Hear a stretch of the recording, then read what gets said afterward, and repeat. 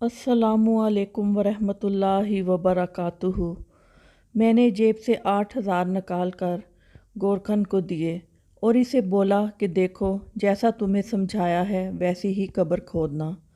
ये मेरा नंबर है, जनाजे से 5 घंटे पहले तुम्हें कॉल करूँगा, तुम मुझे मिस कॉल दे दो। इसने चुपचाप पैसे पकड़े, मेरा नंबर मिलाया और मुझे मिस कॉल की और चला गया। ना इसकी आंखों में कोई दुख था और ना ही दर्द, क्योंकि इसकी रोज़ी रोटी कब्र खोदने से जुड़ी हुई थी। मेरे कदम मेरा साथ नहीं दे रहे थे। अचानक मेरा पाँव लड़खड़ाया और मैं एक कब्र के सरहाने गिर गया। हिम्मत करके उठा तो कब्र के कुत्बे पर बड़ा बड़ा नाम राना अमीर अली लिखा हुआ था, जिसके सरहाने से बारिश का पानी कब्र के अंदर जाकर तबाही मचा चुका था। कब्र मुकम्मल तौर पर बैठ चुकी थी।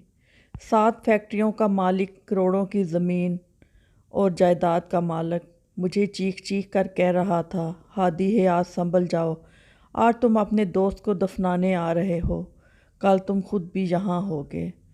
मुझे याद है कि कॉलेज के ज़माने में एक दोस्त की फौतगी की झूठी खबर मिली तो भागता हुआ उसके घर पहुँचा, मगर इसे ज़िंदा और सलामत देखकर आंखों में खुशी के आंसू आ गए।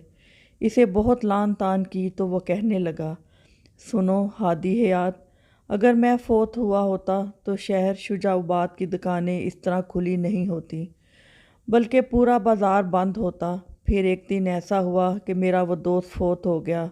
शहर की दुकानें तो क्या बंद होनी थी, उसके सगे भाई की दुकान भी खुली थी।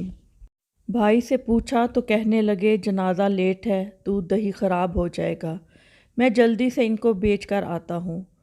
पता है, कब्रिस्तान हम जैसे लोगों से भरे पड़े हैं जो ये समझते थे कि इनके बगैर दुनिया रुक जाएगी, मगर दुनिया तो चलती रहती है, ना शहर बंद होता है और ना कोई दुकान। वीडियो पसंद आए तो वीडियो को लाइक कीजिएगा और मज़ीद अच्छी वीडियोस के लिए चैनल को सब्सक्राइब कीजिएगा। बहुत शुक्रिया। अल्लाह हाफिज़।